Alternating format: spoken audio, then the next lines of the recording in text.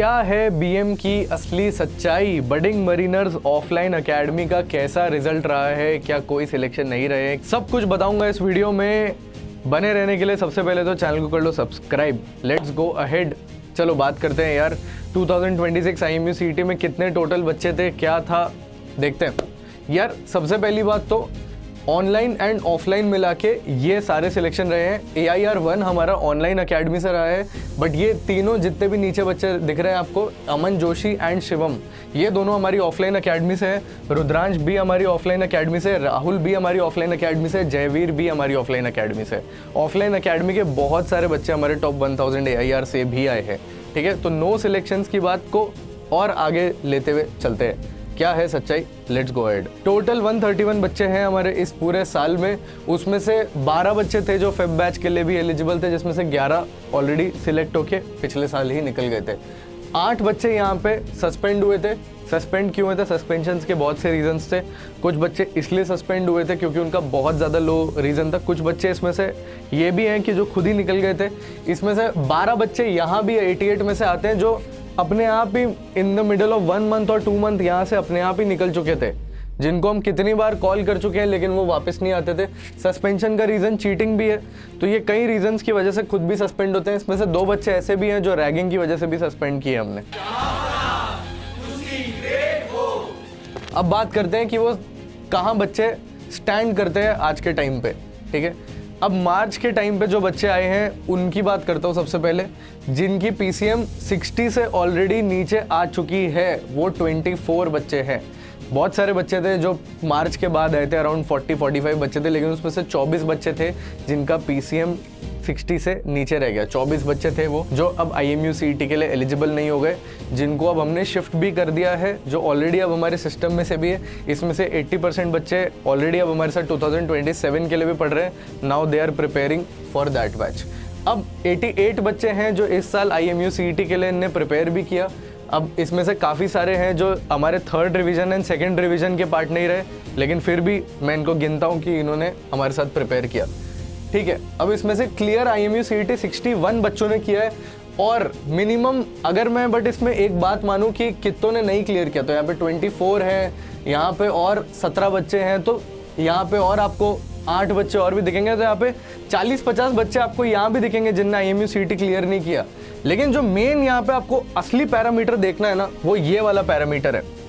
This is the main parameter that you should focus on. जो future aspirant भी है, जो 2027 के लिए यहाँ पे प्रिपेयर कर रहा है, जिसको फोकस करना चाहिए।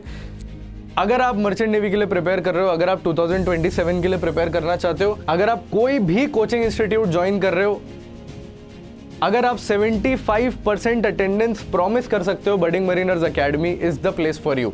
लास्ट ईयर तक मैं ये बात नहीं बोलता था क्योंकि मुझे लगता था कि अगर कोई भी बच्चा 80,000 रुपीज़ इन्वेस्टमेंट कर रहा है तो एटलीस्ट वो लास्ट तक तो रुकेगा, बट नहीं, आई वॉज रॉन्ग। कुछ बच्चे ऐसे होते हैं जो 10 दिन बाद भी चले जाते हैं, कुछ बच्चे ऐसे होते हैं जो 3 दिन में चले जाते हैं। मम्मी की याद आती है, पापा की याद आती है, भाई की याद आती है, बहन की याद आती है, कोई सेट ही नहीं हो पाते। किसी का 7:15 पे सुबह मस्टर होता है तो वो उठ नहीं पाते, बहुत ज़्यादा दिक्कतें आती है। They are not meant for this field. वो डिसिप्लिन के साथ सेट नहीं हो पाते, वो बच्चों के साथ रह नहीं पाते, वो बहुत ज़्यादा इंट्रोवर्ट होते हैं। कुछ ऐसे होते हैं जो निकाल भी दिए जाते हैं ड्यू टू डिसिप्लिन इश्यूज़, कुछ ऐसे होते हैं जो रैगिंग की वजह से निकाल दिए जाते हैं, बहुत सारे इश्यूज़ की वजह से होते हैं। मेरे पास सबका रिकॉर्ड पड़ा है, मेरे पास 131 बच्चों का रिकॉर्ड पड़ा है, इस लैपटॉप में पड़ा है। आ जाओ ऑफलाइन अकेडमी में, सबका एक्सेल शीट के साथ, सस्पेंशन लेटर्स के साथ सब कुछ दिखा सकता हूँ। एक बच्चे के IMU CET रैंक कार्ड के साथ भी दिखा सकता हूँ। आई हैव एवरीथिंग, ठीक है। अब बट मेरे पास अटेंडेंस रिकॉर्ड के साथ भी पड़ा है कि 49 बच्चे हैं जिनका मिनिमम 75% अटेंडेंस रहा है। उस पे से 47 बच्चों ने IMU CET क्लियर किया है इस बार बाकायदा। ये बहुत तगड़ा रेट है मेरे लिए। ये this is 1% that I will focus on and I will tell कि जितने भी फ्यूचर एस्पिरेंट्स हैं, अगर तुम मर्चेंट नेवी के लिए प्रिपेयर कर रहे हो तो आ जाओ भाई, क्योंकि ये एक ऐसा स्टैट है जिस पे तुम्हें भी रहना चाहिए कि अगर तुम अगले 1 साल दे सकते हो, अगर तुम एक प्रॉमिस कर सकते हो बडिंग मरीनर्स ऑफलाइन एकेडमी को कि मैं आने के लिए तैयार हूँ, मैं क्लास मिस नहीं करूँगा, तो डन है भाई। 95% तुम्हारे लिए भी है।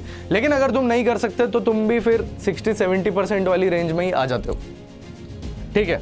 So let's talk about this. तो overall clearance percentage about 69 to 70% है, और अगर वैसे देखा जाए 75 मतलब अगर 75% अटेंडेंस जो बच्चे ओवरऑल कंप्लीट कर रहे हैं उनका 95% है।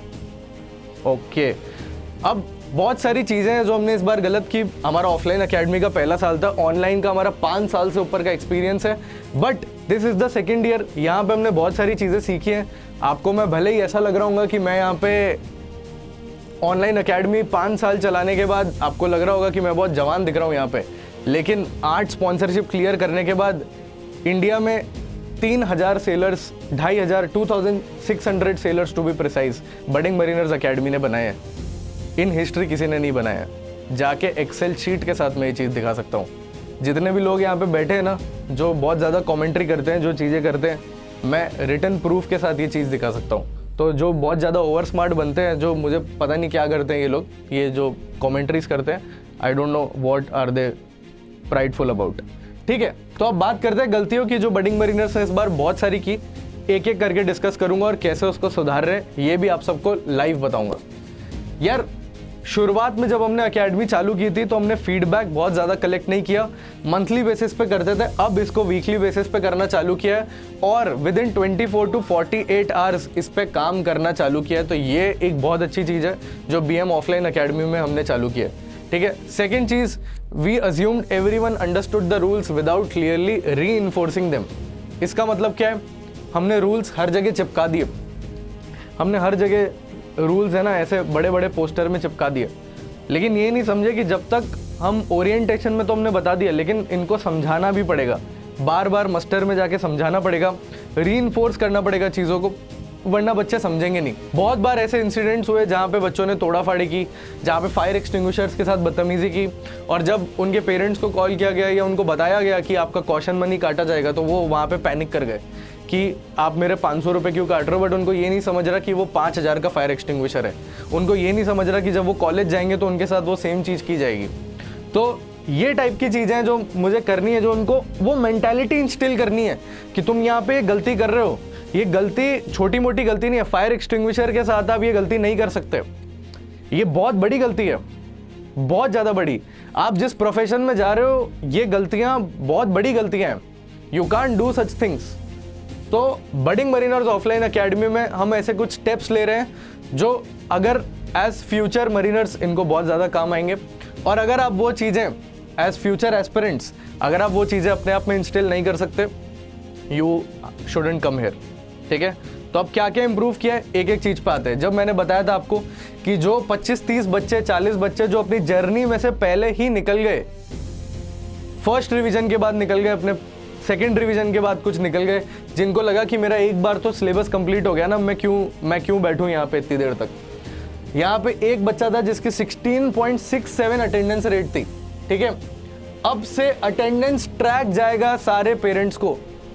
इंडिया में किसी ने अभी तक मर्चेंट नेवी के लिए ऐसा डैशबोर्ड नहीं बनाया है जो बडिंग मरीनर्स एकेडमी ने लॉन्च कर दिया है for their offline students. Now it will be exclusively for parents portal and for students. ये बडिंग मरीनर्स ने ऑफलाइन एकेडमी में पोर्टल लॉन्च कर दिया है, only and only for the offline students. यहाँ पे पेरेंट्स को भी दिखेगा, यहाँ पे बच्चों को भी दिखेगा, बच्चे की स्टूडेंट आईडी, सब कुछ दिखेगा कि मॉक इंटरव्यूज कितने दिए, मॉक टेस्ट की क्या परफॉर्मेंस है, अटेंडेंस क्या है, each and everything will be visible.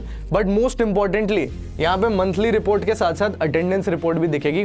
बच्चा अगर 75% अटेंडेंस के नीचे जा रहा है तो वो रेड जोन में जाएगा एंड कंपलसरीली हफ्ते का एक कॉल भी जाएगा पेरेंट को, ताकि पेरेंट भी लूप्ड इन रहे एंड रिस्पॉन्सिबल रहे उस चीज़ के लिए। मेरे को लगता था कि ये चीज़ पे हमने इतना ज़्यादा फोकस नहीं किया, बट जब इस बार IMUCT का रिजल्ट आया और जब हमने इतना बड़ा ड्रास्टिक डिफरेंस देखा अटेंडेंस का, कि एक बैरोमीटर आया कि यार ये बच्चे रेगुलर थे इनका हो गया और जो बच्चे रेगुलर नहीं थे उनका नहीं हुआ, तो एक बहुत बड़ा स्टार कंपैरिजन दिख गया कि जो बच्चा सही में आएगा ना उसका हो जाएगा। तो वो एक दिमाग में एक चीज़ क्लिक कर गई। तो ये हमने स्टेप्स लिया है टू मेक श्योर कि बच्चे ने जब शुरुआत में पैसा इन्वेस्ट कर दिया, सिर्फ वही नेसेसरी नहीं है, उसके बाद ये सब कुछ चीज़ें भी करनी पड़ेंगी। भारी मिस्टेक हो गया सर। मिस्टेक्स हमने और क्या की, हमने अटेंडेंस ट्रैक नहीं किया जो अब करेंगे। गर्ल्स के लिए हमने कंपलसरी मस्टर नहीं किया था, लेकिन अब जितनी भी गर्ल एस्पिरेंट्स है उनके लिए भी morning and evening muster compulsory रहेगा। This is a great news for all the girl aspirants. इस बार हमारी 7 to 8 गर्ल्स थी, जिसमें से 5 का ऑलरेडी निकल चुका है, 2 का नहीं निकला। I think this was the reason जो नहीं निकला। मंथली पीटीएम्स भी हैं, मॉक टेस्ट इन्विजिलेशन भी और ज़्यादा स्ट्रिक्ट होगा। जो 6 बच्चे हमारे इस बार पकड़े भी गए हैं चीटिंग में, बहुत ज़्यादा उनको कंट्रोल करने की कोशिश की गई। और भी कुछ बच्चे थे, ठीक है, बहुत ज़्यादा उनको कंट्रोल करने की कोशिश की गई, बट एक 18 साल के बच्चे को आप बता सकते हो, आप इन्फ्लुएंस कर सकते हो, आप कंट्रोल नहीं कर सकते। That is what I feel. I have been through that stage, ठीक है। मैं बहुत बार बताने की कोशिश करता हूँ, but at the end of the day if the student will go during the centre and do what they please to do, nobody can control that. So what we can do during our time is make sure कि academy में वो बच्चा cheating ना कर पाए, and that is why what we have done अपने अंदर ही is हमने एक प्रॉपर इन्विजिलेशन सिस्टम डबल कर दिया है, जहाँ पे इसी क्लासरूम में 2 इन्विजिलेटर्स होते थे, अब हर लाइन से 4 इन्विजिलेटर्स प्रेजेंट होते हैं और सामने भी 1 इन्विजिलेटर प्रेजेंट होता है। तो मॉक टेस्ट इन्विजिलेशन जहाँ पे 50 बच्चे होते हैं, वहाँ पे 5 इन्विजिलेटर्स प्रेजेंट होते हैं। तो हर 10 बच्चे पे 1 इन्विजिलेटर है। नॉट अ चांस कि एक भी बच्चा 2026-27 वाले बैच में BM ऑफलाइन अकेडमी में चीटिंग कर सकता है। That is my guarantee. Monthly PTM system है, जो पेरेंट्स ऑफलाइन आ सकते हैं उनके लिए ऑफलाइन, जो 2027 वालों के लिए ऑलरेडी स्टार्ट हो चुका है, क्योंकि कुछ बच्चे जो फेल हो गए थे उनके लिए ये चीज़ें ऑलरेडी स्टार्ट कर दी गई हैं, जिनका 60 से कम आया था। जो पेरेंट्स ऑफलाइन नहीं आ सकते उनके लिए ये सिस्टम ऑलरेडी ऑनलाइन में स्टार्ट कर दिया गया। अब ऑल न्यू अकेडमी BM का अकेडमी का CRM भी हमने स्टार्ट कर दिया है। कुछ ऐसा दिखता ही है, यहाँ पे एकेडमिक की भी सारी डिटेल्स दिखती है, बच्चे ने कौन सा फॉर्म भरा है, कौन सा नहीं भरा है, सब कुछ। रिसीट क्या है एकेडमी की, रिटर्न्स का क्या है, BSM का कौन सा फॉर्म भरा है, कौन सा नहीं भरा है, स्पॉन्सरशिप की एप्लीकेशंस कहाँ हैं, कहाँ पे एलिजिबल है। कुछ लोग बोलते हैं 23-24 साल के बच्चे क्या कर सकते हैं, 23-24 साल के प्रॉपर लोग ये करते हैं, कोडर्स लाते हैं, इंजीनियर्स लाते हैं, एक्सपीरियंस लाते हैं आर्ट स्पॉन्सरशिप फोड़ने का, क्योंकि वो सिर्फ टीचर नहीं होते, उनमें दिमाग होता है कि 2500 मर्चेंट नेवी ऑफिसर बनाने के बाद क्या किया जाता है, ये निकाला जाता है। क्योंकि उनके सिलेक्शन रेट 90% होते हैं, उनके सिलेक्शन रेट फर्जी नहीं होते, ये करते हैं। This is what actually brings selections. ये एक्चुअली किया जाता है एक एक बच्चे के साथ, अब से किया भी जाएगा। अब इस सिस्टम के साथ एक प्रॉपर रिव्यू फॉर्म भी किया जाएगा, जहां पे बडिंग मरीनर्स ने ग्रोसली मिस्टेक की थी बहुत ज़्यादा। हमारी टीम और स्पेशली मैंने भी यहाँ पे बहुत बड़ी गलती की थी कि हमने ये मंथली सर्कुलेट करना चालू किया था। अब ये एक और चीज़, ये एनोनिमस नहीं था, जहाँ पे बच्चा डरता था, बच्चा दबता भी था, बच्चा मुझसे और शाहनवाज से भी डरता था, वो चीज़ नहीं होगी। I try to be more friendly, ताकि स्टूडेंट मेरे पास भी आ सके और बता सके। एंड ये रिव्यू फॉर्म हर वीकली सर्कुलेट होगा, एनोनिमसली जाएगा, बच्चा जो चाहे डाल सकता है यहाँ पे, and action will be taken. अब ऑफ कोर्स हम इस पे लॉजिकल एक्शन ही लेंगे, ठीक है। And it's already started. मैं आपको दिखाऊं, अब आपको इसके आगे ग्लिम्स फूड में भी दिखेगी। सबसे पहले HOD लेक्चर्स पे आता हूँ।